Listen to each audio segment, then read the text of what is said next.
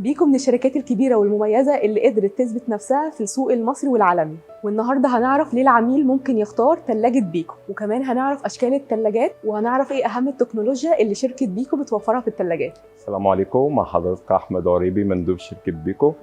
هنتكلم النهاردة على أشكال اللي بيكو منزلاها العملاء.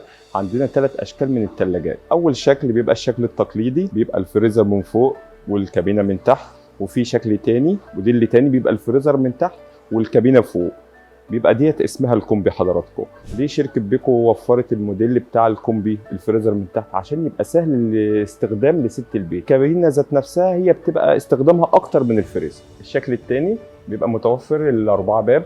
الاربعه باب فيه مقاسين، مقاس كبير ومقاس صغير، تمام. وبرضه بيبقى متوفر لونين، اللون اللي هي الاسود واللون الاستانلس. الشكل الثالث ده حضراتكم بيبقى فيه اللي هو الفرنش دور، بيبقى بابين وفريزرين من تحت. من اهم التكنولوجيا اللي بيكو بتقدمها خاصيه النيو فروست، مروحتين، مروحه تجميد ومروحه تبريد. بيبقى خصائصها ايه؟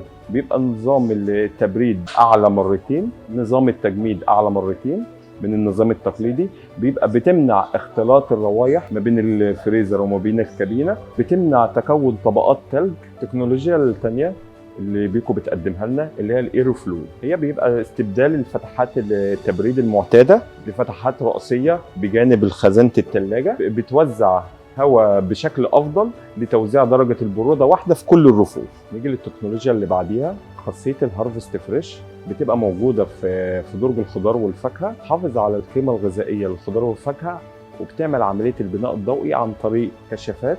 بيبقى 3 اضاءات تعمل عمليه البناء الضوئي على مدار 24 ساعه. بالاضافه لكده بيكو بتوفر فلتر كربوني لخروج الروائح الكريهه والبكتيريا منه.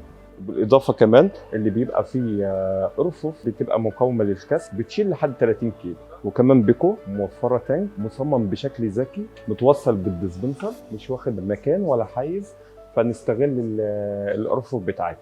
ما تنسوش تنورونا في فروع بريكو لو حابين تسألوا أكتر عن تلاجات بيكو.